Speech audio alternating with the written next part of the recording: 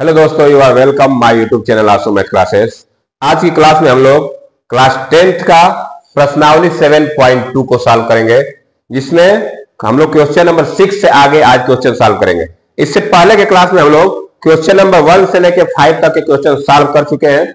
आज हम लोग क्वेश्चन नंबर 6 से आगे स्टार्ट करेंगे। टोटल क्वेश्चन 10 है, तो आज हम लोग खत्म कर लेंगे इसको। तो चलिए आज की क्लास स्टार्ट करते हैं। जो लोग क्लास को देख रहे हैं, क्लास को लाइक शेयर सब्सक्राइब कर दीजिए। तो क्वेश्चन नंबर 6 में यहाँ पे लिख रखा हूं, यदि बिंदु 1, 2, 4, y, x, 6 और 3, 5 इसी क्रम में लेने पर एक समांतर चतुर्भुज के शीर्ष हो तो x और y का मान ज्ञात कीजिए। का मतलब क्या है कि ये 4 बिंदु दिया है, 1, 2, 3, 4। ये चारों बिंदु को बोला है कि ये चारों जो बिंदु है एक समांतर चतुर्भुज के शीर्ष है, वर्टेक्स है, क्रम से लेने पे। तो इसी क्रम से लिया, देखिए मैंने एक समांतर चतुर्भुज बना रखा हूं ए बी सी डी। तो पहले वाले को मैं ए का शीर्ष ए का लिख दीजिए, निर्देशांक हो गया। ये बी का, ये सी का, ये डी का निर्देशांक हो गया। अब देखिए यहाँ पे क्या है, ये तो पॉइंट 1, 2 दिया है, ये 4, y दिया है, इसमें एक y अननोन वेरिएबल है। यहाँ पे x, 6 दिया है और यहाँ पे 3, 5। हमसे यही पूछा है कि यहाँ पे x की वैल्यू क्या होगी और y की वैल्यू क्या होगी। अब देखिए इसको कैसे निकालेंगे। हम जानते हैं कि समांतर चतुर्भुज के विकर्ण एक दूसरे को क्या करते हैं, समद्विभाजित करते हैं। समांतर चतुर्भुज के विकर्ण क्या करते हैं, एक दूसरे को समद्विभाजित करते हैं। तो मैं अगर विकर्ण बनाऊं तो ये AC विकर्ण बनेगा, एक AC क्या बनेगा, विकर्ण, और BD भी क्या बनेगा, विकर्ण बनेगा। ये दोनों एक दूसरे को क्या कर रहे हैं, समद्विभाजित। मतलब कि ये जो पॉइंट बनेगा, ये पॉइंट P जो बनेगा, तो ये इसका मध्य बिंदु होगा, ये BD का मध्य बिंदु होगा, और यही P जो बिंदु है AC का मध्य बिंदु होगा। इसका मतलब कि यहाँ पे जो दोनों बिंदु मिलेंगे वो दोनों एक दूसरे क्या हो गए, इक्वल हो गए। तो मैं कैसे करूंगा, लिखेंगे, हम जानते हैं कि समांतर चतुर्भुज के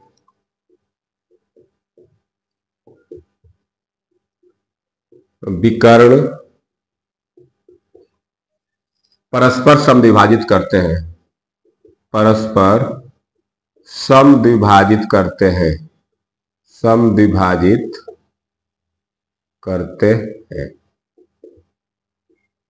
जब समद्विभाजित करेंगे तो जो AC का मध्य बिंदु होगा वही BD के मध्य बिंदु के बराबर होगा। तो मैं लिखूंगा AC का मध्य बिंदु बराबर BD का मध्य बिंदु।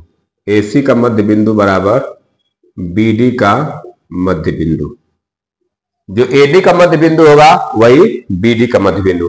अब देखिए हम AC का मध्य बिंदु निकाल सकते हैं। ये x1 y1 x2 y2 मध्य बिंदु का हम लोग निर्देशांक फॉर्मूला पढ़े थे, x1 + x2/2 plus y1 + y2/2। वही फॉर्मूला यहाँ पे यूज करेंगे।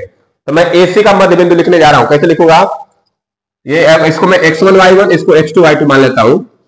तो AC का मध्य बिंदु कैसे निकालेंगे, 1 + x/2 कामा फिर 2 + 6/2 ये AC का मध्य बिंदु आ गया। इसी तरह हम लोग BD का मध्य बिंदु निकालेंगे।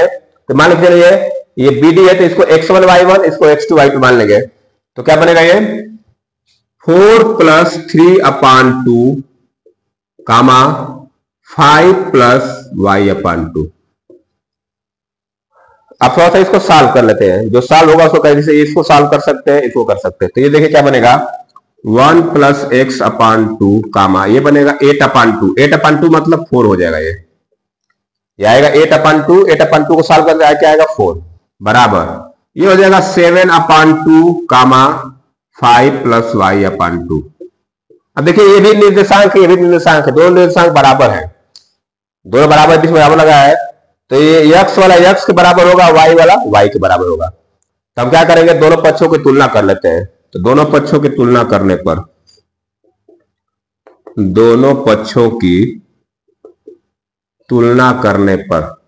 जब तुलना करेंगे तो हम x और y की वैल्यू निकाल लेंगे। तो देखिए यहाँ पे ये x का दिया है 1 + x/2, तो इसको मैं इसके बराबर लिख सकता हूं। तो इसको ऐसे लिखूंगा 1 + x/2 = 7/2।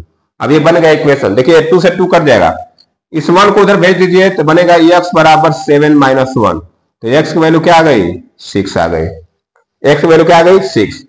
अब जब y को y की तुलना करेंगे तो देखिए क्या आएगा, ये बनेगा 5 प्लस वाई अपॉन 2 बराबर 4। इसको बराबर इसके कर दिया। अब देखिए 2 का इधर मल्टीप्लाई कर दिए, 2 4 जा 8, तो यहां बनेगा y बराबर, ये 8 पहले से रहेगा और ये 5 उधर जाएगा तो -5 हो जाएगा। तो y की वैल्यू क्या आ गई? 3।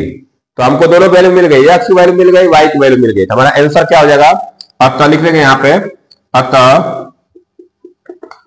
x बराबर 6 और y बराबर 3।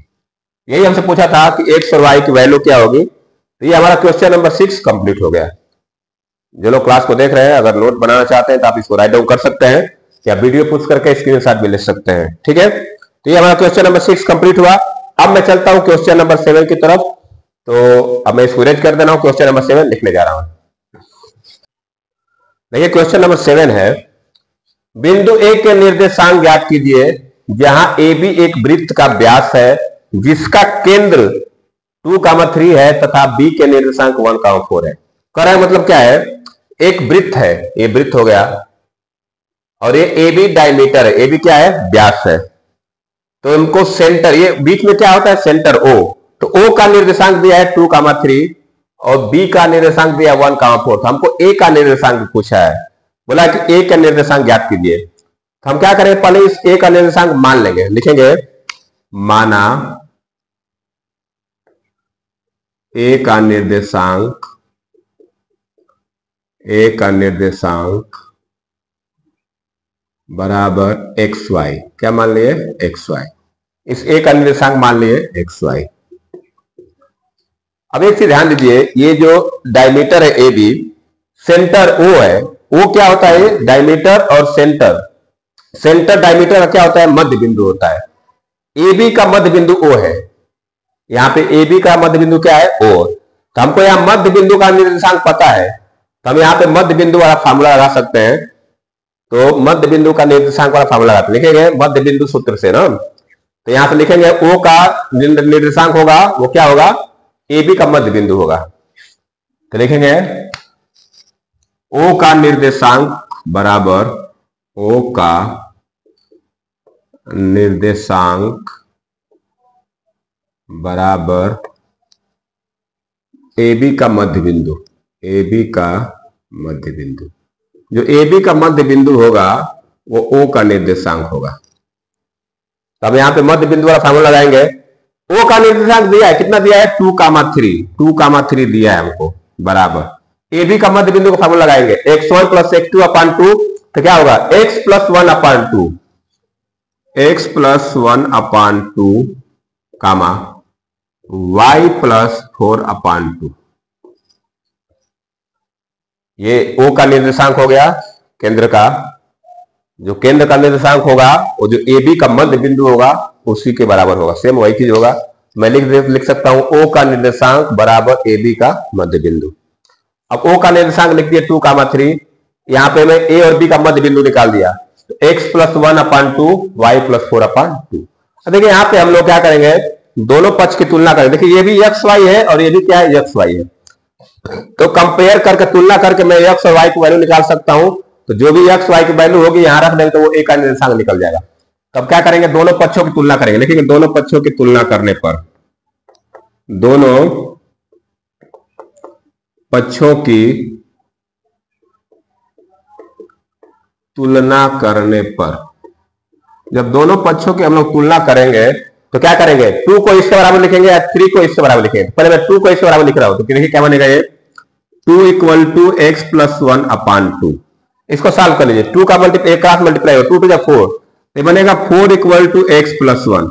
हमको x की वैल्यू निकालनी है, तो इस 1 को इधर भेज दीजिए, तो ये बनेगा 4 माइनस 1 इक्वल टू एक्स। तो यहां से हमको x की वैल्यू क्या मिल गई? 3 मिल गई। x की वैल्यू मिल गई। अब इसी तरह हम लोग इसको इसका तुलना कर देंगे तो y की वैल्यू आ जाएगी। तो क्या लिखेंगे? 3 equal to Y plus 4 upon 2। 3 equal to Y plus 4 upon 2। Cross multiply करिए, 2 3 जा 6, तो बनेगा 6 इक्वल टू वाई प्लस 4। 4 को इधर लेके आइए तो 6 माइनस 4 बराबर y। तो y इक्वल टू क्या आ गया? 2। तो x की वैल्यू भी आ गई, y की वैल्यू मिल गई। यही वैल्यू उठा के हम लोग यहां रख देंगे तो हमारा a का निर्देशांक हो जाएगा। लिख दे यहां पे, चलिए मैं यहां लिख देता हूं। अतः a का निर्देशांक बराबर 3,2। यही हमारा आंसर हो गया। तो हमारा क्वेश्चन नंबर 7 कंप्लीट हुआ। 7 में ये पूछा था कि a का निर्देशांक क्या होगा, तो आपको केंद्र का निर्देशांक दे दिया था और b का दे दिया था, a का निकाल लिया। तो ये हमारा क्वेश्चन नंबर 7 कंप्लीट हुआ। अब चलते हैं क्वेश्चन नंबर 8 की तरफ। चलिए मैं इसको इरेज कर देता हूं। क्वेश्चन नंबर 8 लिख देता हूं।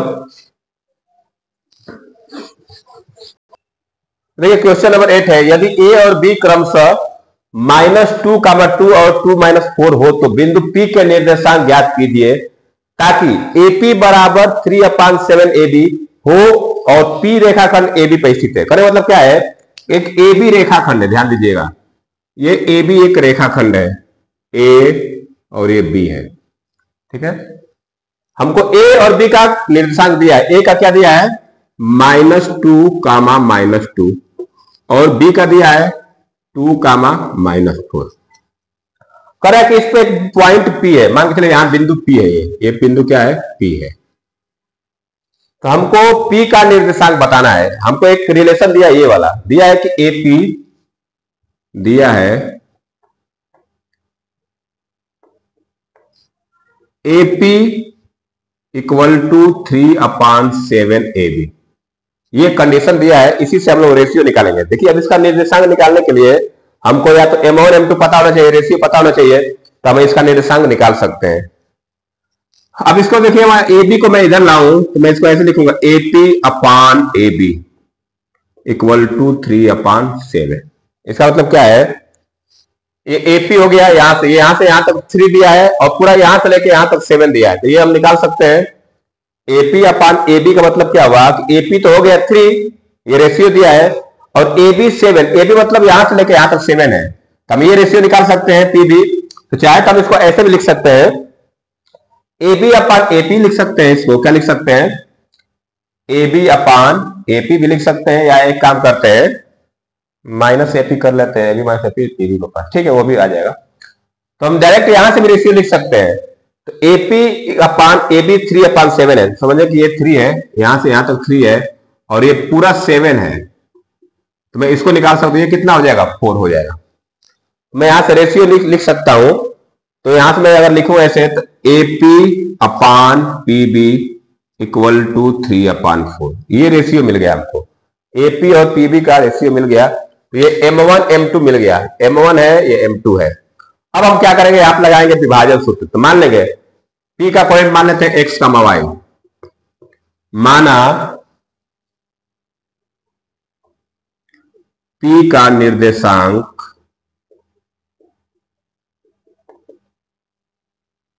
x, y है,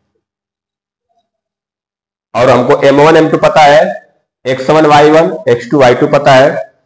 तो सीधे लगाएंगे विभाजन सूत्र, लिखेंगे विभाजन सूत्र से, विभाजन सूत्र लगाते हैं। P का निर्देशांक मतलब P का निर्देशांक लिखेंगे, P का निर्देशांक x y बराबर क्या होता है, मैं लिख देता हूं formula, M1 x2 + M2 x1 / M1 + M2, M1 y2 + M2 y1 / M1 + M2, ये फार्मूला होगा। अब यहां वैल्यू रख देते हैं हम लोग। तो इसको मैं अभी x, y रहने देता हूं, यहां मैं वैल्यू रख रहा हूं, ध्यान दीजिएगा, वैल्यू रख रहा हूं कैसे, M1 हमारा 3 है, तो लिखेंगे 3 × x2 कितना है 2, प्लस M2 x1, M2 है 4 × x1 कितना है -2, अपान में 3 + 4, यहां पे देखिए M1 y2, M1 क्या है 3 × y2 क्या है -4, प्लस 4 × -2, अपान में 3 + 4। अब मैं इसको इधर कर देता हूं, ध्यान दीजिएगा, हमको x y यहां पे ये निकल जाएगा, तो वही आंसर हो जाएगा, मान लो। तो इधर मैं लिखूंगा x, y बराबर, इसको सॉल्व करने जा रहा हूं। देखिए 3 2 6, ये बनेगा 6 4 -2 का मल्टीप्लाई -8, तो 6 -8 अपॉन 7 कामा, इसको देखिए -12 -8, ये हो जाएगा -12 -8 अपॉन 7। सॉल्व करते चलिए, तो ये हो जाएगा x कामा y बराबर, ये हो जाएगा -2 अपॉन 7 और -20 अपॉन 7। यही हमारा निर्देशांक आ गया, -2 अपॉन 7 और -20 अपॉन 7। लिख देंगे अतः P का निर्देशांक मेरा क्या हो जाएगा, -2 अपॉन 7 कामा -20 अपॉन 7। ये हमारा आंसर हो गया। इस तरह से हम लोग क्वेश्चन नंबर 8 कंप्लीट कर लिए। ए और बी का निर्देशांक दिया था, पी का निर्देशांक निकाल लिए विभाजन सूत्र से, सेक्शन फार्मूला से। अब चलते हैं हम लोग क्वेश्चन नंबर 9। 2 क्वेश्चन है, फटाफट खत्म कर लेते हैं। तो चलिए मैं इसको इरेज कर देता हूं, क्वेश्चन नंबर 9 को लिख देता हूं। देखिए क्वेश्चन नंबर 9 है, बिंदुओं A -2, 2 और B 2, 8 को जोड़ने वाले रेखाखंड AB को 4 बराबर भागों में विभाजित करने वाले बिंदुओं के निर्देशांक ज्ञात कीजिए। मतलब क्या है कि A और B से मिलने वाला एक रेखाखंड AB है, A का निर्देशांक दिया है, B का निर्देशांक।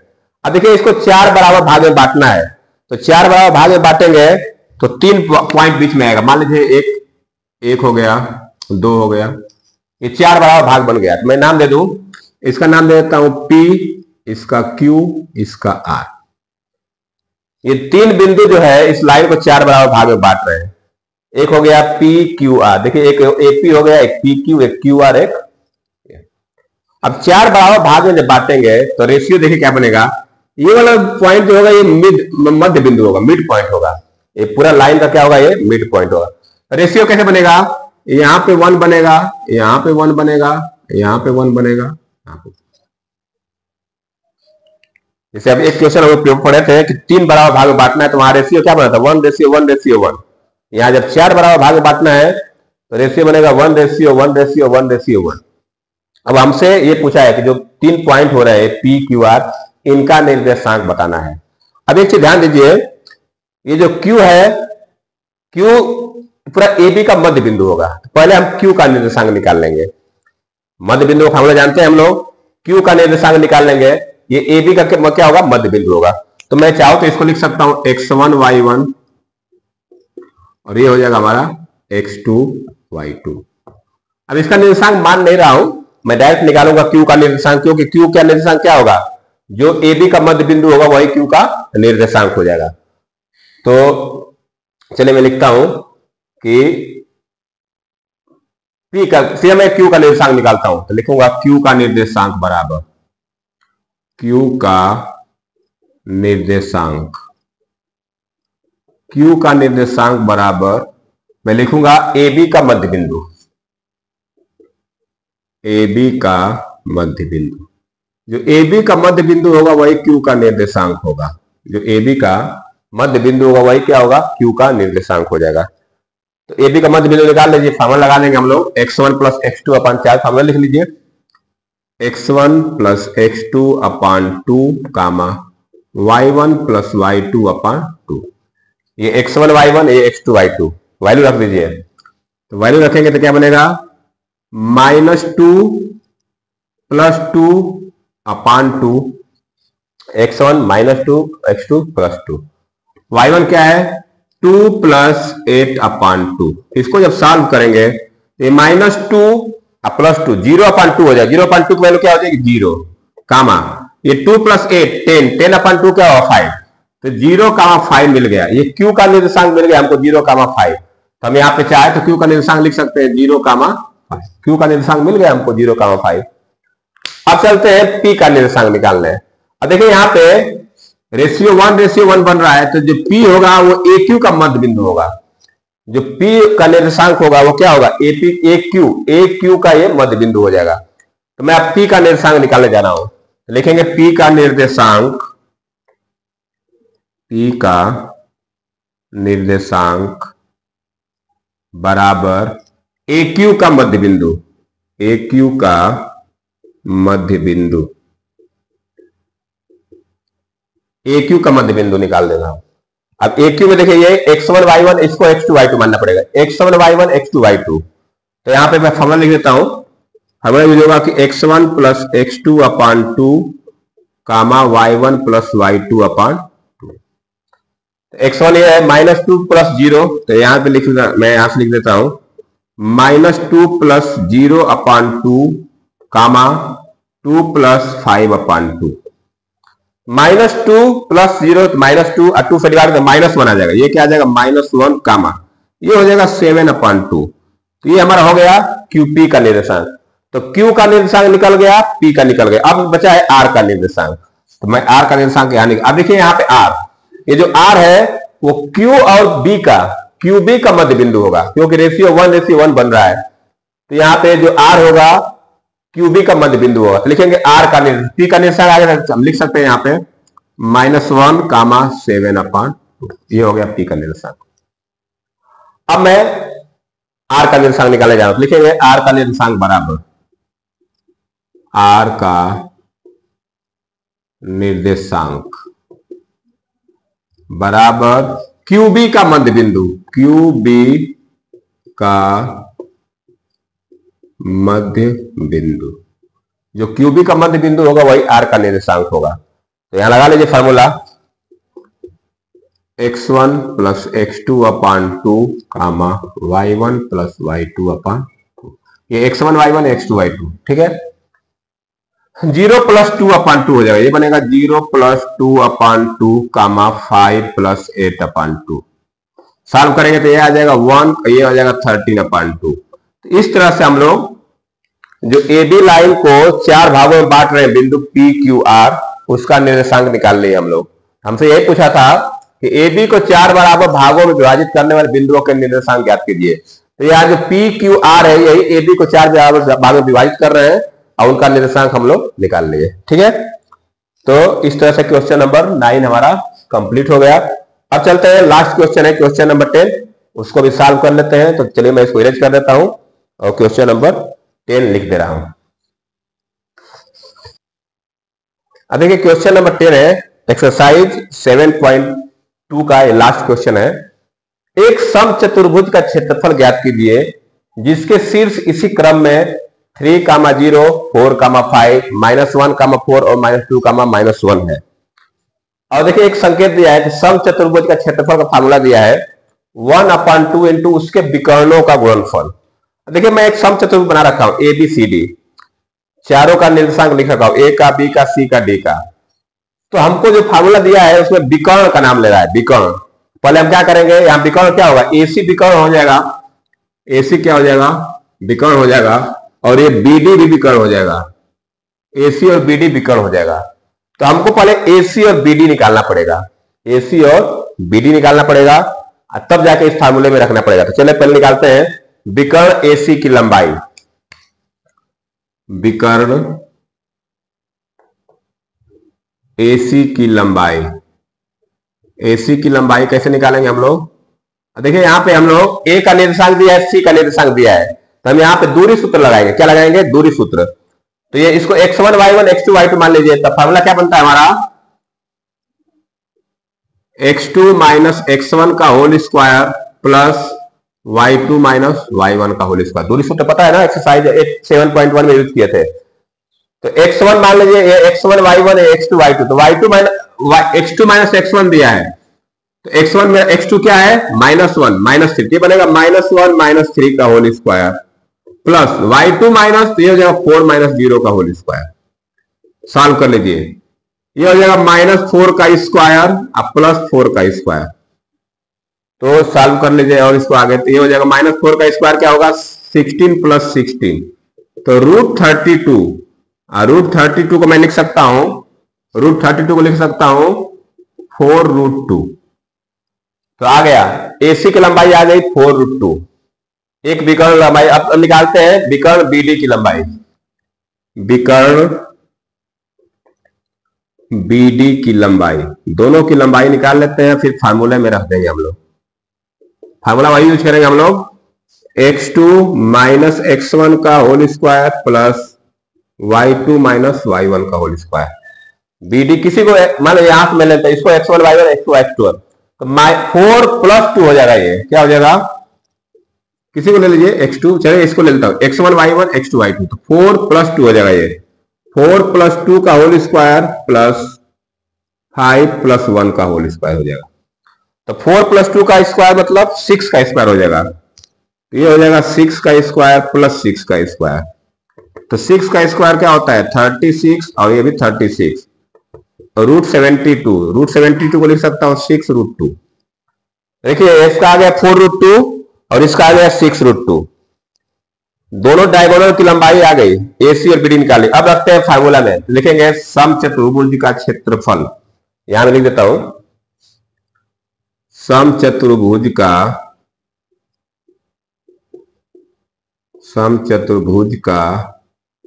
क्षेत्रफल बराबर, फार्मूला क्या है 1/2 और उसके विकर्णों का गुणनफल, उसके विकर्णों का गुणनफल। तो हम लोग विकर्ण तो पता कर लिए, विकर्ण क्या आ गया, एक आ गया 4√2 एक आ गया 6√2, वही वैल्यू रख दीजिए। तो 1/2 इंटू 4√2 इंटू 6√2, इसी को सॉल्व कर देखिए ये 2 से कट जाएगा 2 बार में, तो 2 × 12 तो 12 इंटू 2 24 स्क्वायर यूनिट या वर्ग मात्रक लिख लीजिए, वर्ग मात्रक क्षेत्रफल है तो हम लोग वर्ग मात्रक लिखेंगे यूनिट में। तो ये हमारा क्वेश्चन नंबर 10 कंप्लीट हुआ। हमने क्या किया AC निकाल लिया, BD निकाल लिया, विकर्ण निकाल लिए और फार्मूले में रख दिए तो हमको समचतुर्भुज का क्षेत्रफल मिल गया। तो इस तरह से हम लोग एक्सरसाइज 7.2 प्रश्नावली 7.2 को सॉल्व कर चुके हैं, पूरा खत्म हो चुका है।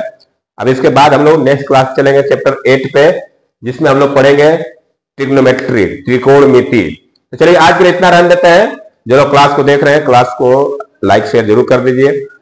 तो आज के लिए इतना रहने देते हैं। वीडियो देखने के लिए बहुत बहुत धन्यवाद। Thank you, have a nice day.